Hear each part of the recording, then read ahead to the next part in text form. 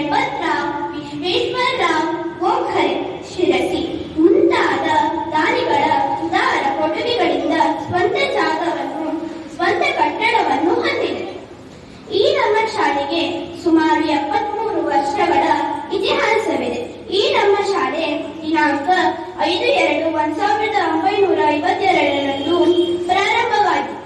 2002 ಫೆಬ್ರವರಿಯಲ್ಲಿ 50 ವರ್ಷ ತುಂಬಿದ ಸಂದರ್ಭದಲ್ಲಿ ಸುವರ್ಣ ಮಹೋತ್ಸವವನ್ನು ಆಚರಿಸಿಕೊಂಡ ಹೆಮ್ಮೆ ಈ ಶಾಲೆಗಿದೆ.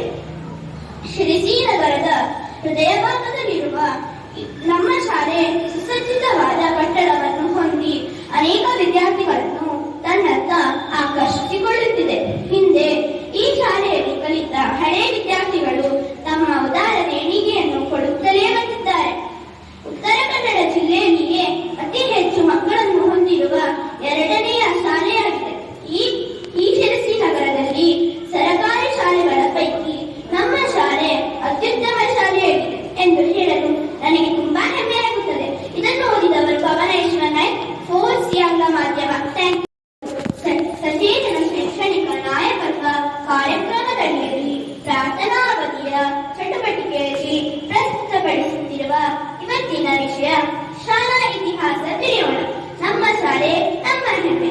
ಇದರ ಕುರಿತಾಗಿ ನಾನೀಗ ಮಾತನಾಡುತ್ತೇನೆ. ಶಾಲಾ ಪ್ರಾರಂಭವು ಯಾವುದೋ ಕಟ್ಟಡದಲ್ಲಿ ಪ್ರಾರಂಭವಾಗಿ ಶಿರಸಿ ಊರಿನ ವಿದ್ಯಾಭಿಮಾನಿಗಳಾದ ಶ್ರೀ ಪಟವರ್ಧನನವರ ಕುಟುಂಬ ಹಾಗೂ ಶ್ರೀ ಗಣಪತರಾವ್ ವಿಶ್ವೇಶ್ವರರಾವ್ ಗೋಖಲೆ ಶಿರಸಿ ಮುಂತಾದ ದಾನಿಗಳ ಉದಾರ ಕೊಡುಗೆಗಳಿಂದ ಸ್ವಂತ ಜಾಗವನ್ನು ಸ್ವಂತ ಕಟ್ಟಡವನ್ನು ಹೊಂದಿದೆ. ಈ ನಮ್ಮ ಶಾಲೆಗೆ ಸುಮಾರು 73 ವರ್ಷಗಳ ಇತಿಹಾಸವಿದೆ.